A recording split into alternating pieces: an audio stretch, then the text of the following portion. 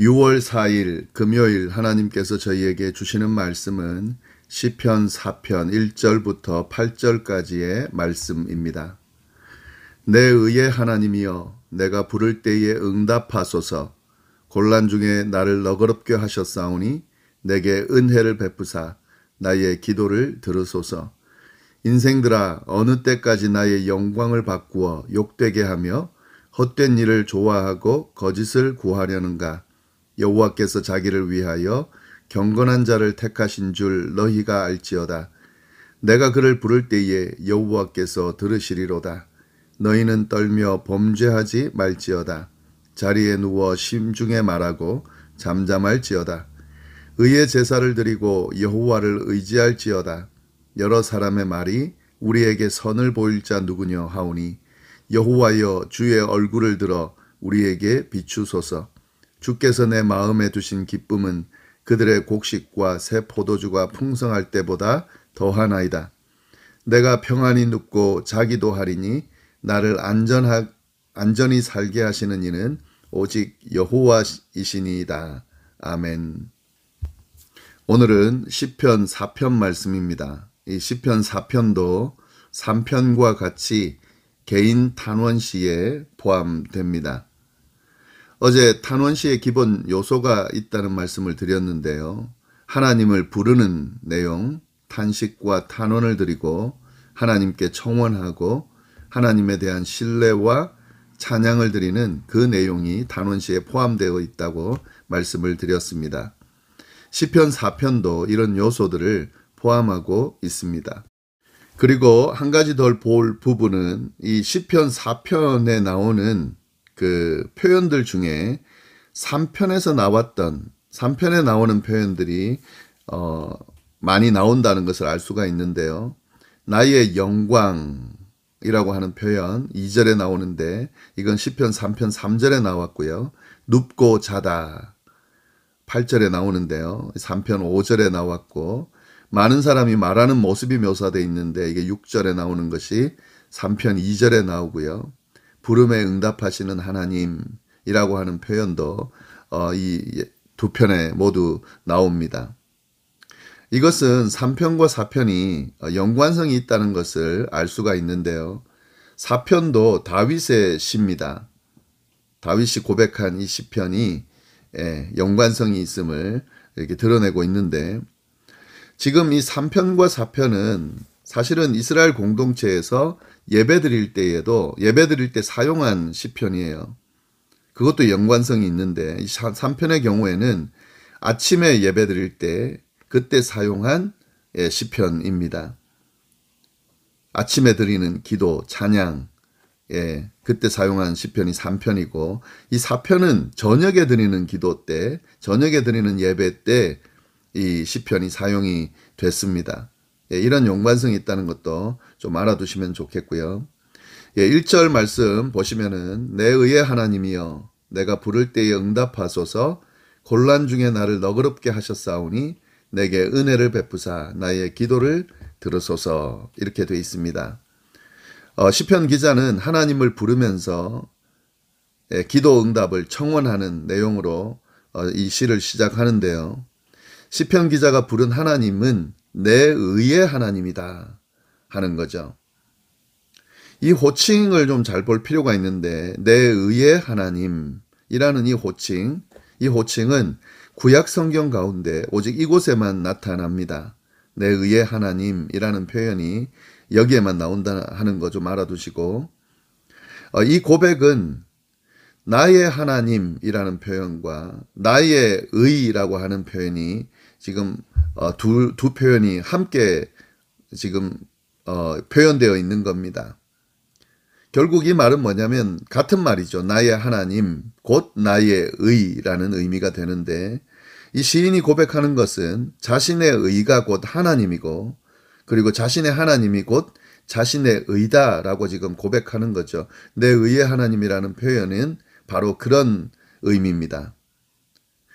나의 의, 나의 하나님, 그 하나님 앞에 지금 기도를 드리는 거죠. 내가 부를 때에 응답하소서라고 이렇게 고백을 합니다. 예. 근데 지금 이건 간구의 내용이죠. 부를 때 응답해 주십시오라고 하는 그런 간구의 내용인데 사실은 이 간구의 내용 안에는 확신이 포함되어 있습니다. 내가 부를 때에 응답하소서 간구하지만 내가 부를 때에 응답하실 것을 믿습니다. 확신합니다. 하는 그런 내용도 포함되어 있다는 거죠. 왜냐하면 그 다음에 나오는 표현 때문인데요.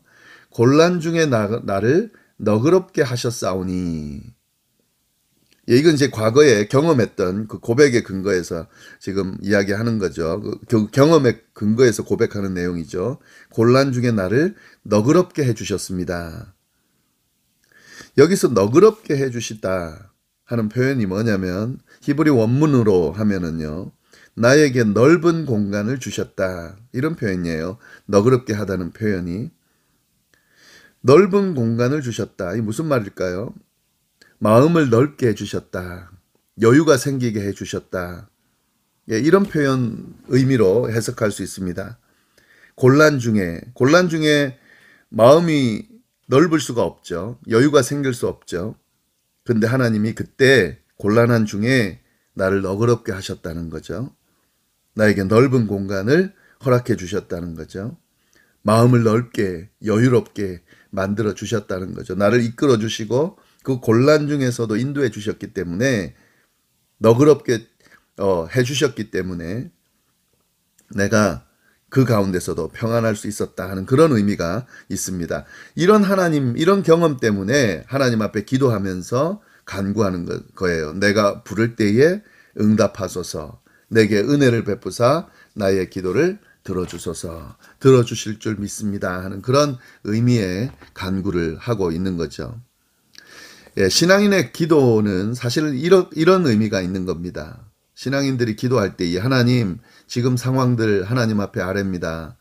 이 상황들을 해결해 주십시오라고 고백할 때에 아예 초신자면 그 기도만 하는 거지만 신앙생활을 좀 오래 하고 하나님의 역사를 경험한 사람이라면 그 기도는 이전에 함께 하셨던 하나님, 나에게 응답하셨던 하나님, 나의 마음을 너그럽게 환난 중에 그렇게 만들어 주셨던 하나님, 그 하나님 믿습니다.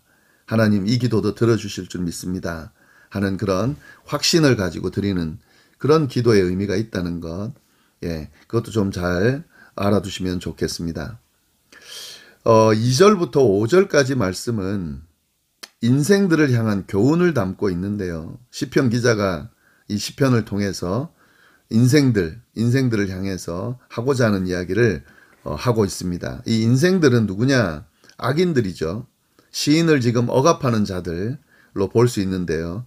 그냥 단순히 그 사람들만 이야기하는 것이 아니라 하나님을 모르고 지금 살아가는 사람들, 그 사람들을 다 지칭한다고 보면 되겠습니다.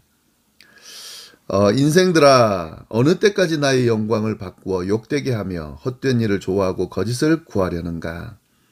하나님의 영광을 바꾸어서 욕되게 만드는 사람들, 그게 인생들이에요.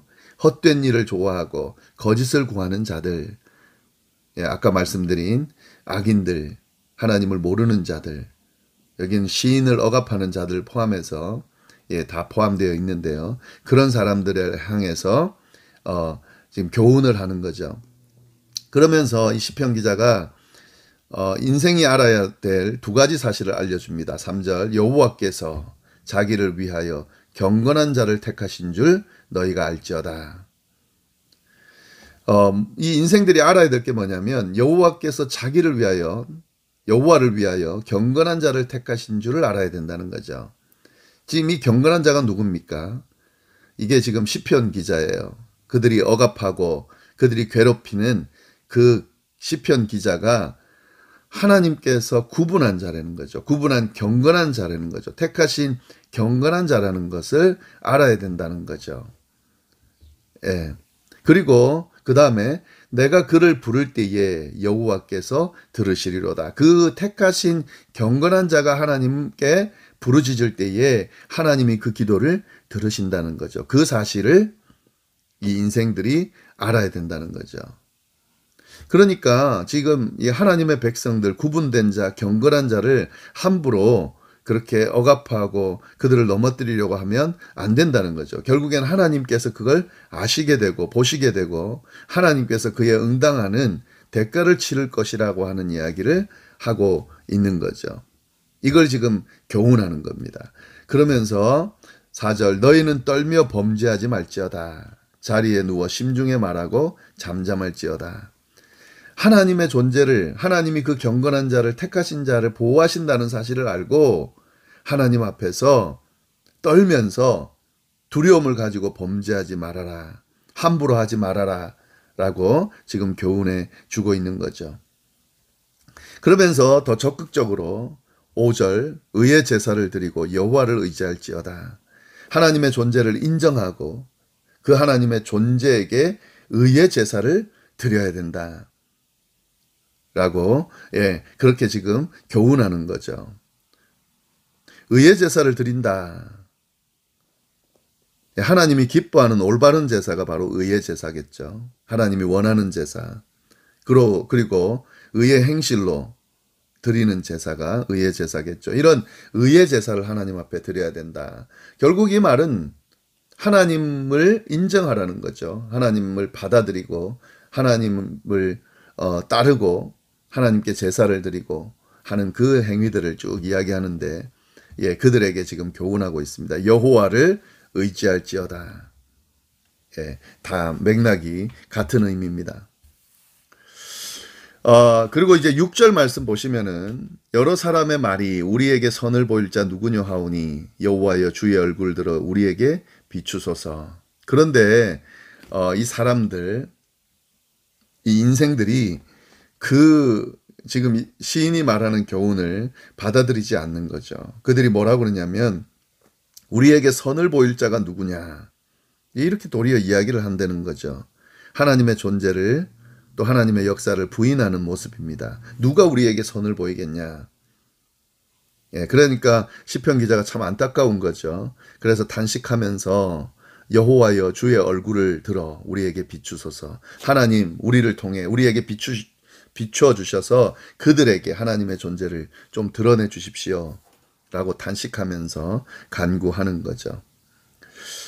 그리고 7, 8절 이제 하나님에 대한 신뢰를 가지고 고백함으로 이 시편을 늘 마무리하는데요. 주께서 내 마음에 두신 기쁨은 그들의 곡식과 새 포도주가 풍성할 때보다 더하나이다.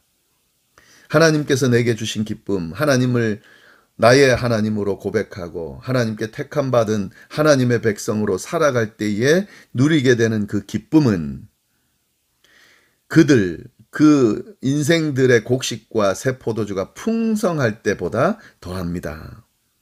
이게 비유인데요. 이스라엘 백성들 이 당시는 곡식, 새 포도주가 풍성하다. 이게 부의 상징이고 행복, 복의 상징이었습니다. 그런데 하나님께서 내 마음에 두신 기쁨, 그거는 그것보다 더하다는 거죠. 곡식이 풍성하고 새 포도주가 풍성할 때보다 더 큰 기쁨이 있다는 거죠. 그것을 고백하면서 그 사람들이 좀 알게 해주기를 바라는 그런 간구의 마음 내용도 이 안에 담겨져 있습니다. 그리고 8절 말씀, 그 기쁨뿐만 아니라 내가 평안히 눕고 자기도 하리니 나를 안전히 살게 하시는 이는 오직 여호와이시니이다. 나를 평안히 눕고 자기도 하리니 일상생활을 그냥 어떤 시련 가운데서도 하게 된다는 거죠. 나를 그렇게 해주시는 분, 결론적인 신앙 고백입니다. 나를 이렇게 안전하게 살게 하시는 이는 오직 하나님뿐이십니다. 라고 고백하는 거죠. 그리고 이 고백이 결국에는 믿지 않는 인생들에게도 좀 비춰지기를, 들려지기를 간구하는 내용도 이 안에 포함되어 있다 하는 거죠. 다윗의 이 시는 우리 신앙인들이 해야 될 고백과 또 찬양, 확신에 대한 그 확신하는 믿음을 확신하는 그런 고백, 그런 내용들을 잘 포함하고 있습니다. 이 기도를 그대로 3편도 그렇고 4편도 그렇고 아침 저녁으로 때마다 쭉 읽고 이 기도를 드릴 수 있다. 예, 그건 우리가 신앙인에 합당한 기도를 드리면서 그 기도의 응답을 받으면 하나님의 뜻에 합당한 하나님의 백성으로서 살아가게 되리라 생각이 듭니다. 기도하겠습니다. 하나님 아버지, 오늘 시편 4편 말씀을 통하여 하나님의 음성을 듣고 또 깨닫고 또 하나님의 말씀 따라 살 수 있도록 인도해 주셔서 감사합니다. 하나님, 우리를 풍성함으로 풍성한 기쁨으로 또 평안함으로 인도하시는 그 하나님, 그 오직 그분은 하나님뿐이라는 이 고백, 하나님 우리도 동일하게 드리면서 그렇게 살아가는 삶이 되게 인도하여 주옵소서. 믿지 않는 하나님을 대적하는 하나님을 모르는 사람들 참 많습니다. 하나님, 하나님의 얼굴을 비춰주셔서 우리가 그들에게 이 하나님의 존재를 드러내며 그들도 기쁨과 평안함으로 그렇게 살아갈 수 있게 되는 역사도 일어날 수 있게 인도하여 주옵소서. 오늘 하루도 어디에서 무엇을 하든지 주님의 은혜 가운데 머물기를 간절히 바라고 살아계신 예수님의 이름으로 기도드립니다. 아멘.